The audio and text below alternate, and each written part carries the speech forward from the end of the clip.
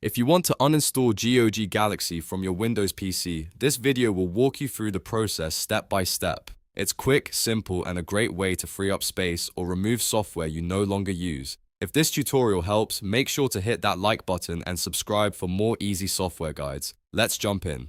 First, click the Windows search bar at the bottom of your screen and type Control Panel. When it appears in the search results, click Open. The control panel is where Windows keeps a lot of system settings, including uninstall options for installed programs. Once the control panel opens, look for the Program section and click Uninstall a program. This will bring up a full list of the apps currently installed on your computer. It may take a moment to load depending on how many programs you have. Now scroll through the list until you find GOG Galaxy. You can also use the search or sort options if needed, but in most cases, scrolling down the list is the easiest way to locate it. Once you see GOG Galaxy, click it once to highlight it.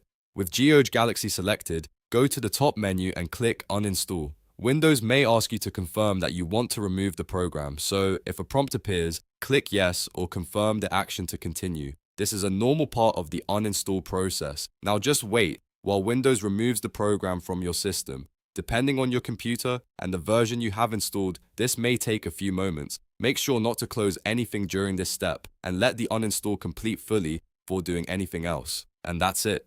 GOG Galaxy should now be uninstalled from your PC. If you are trying to troubleshoot the app, make sure to restart your computer afterward if needed. If this video helped you out, please give it a thumbs up, subscribe for more tutorials, and let me know in the comments what software you want to remove next. Thanks for watching, and I'll see you in the next one.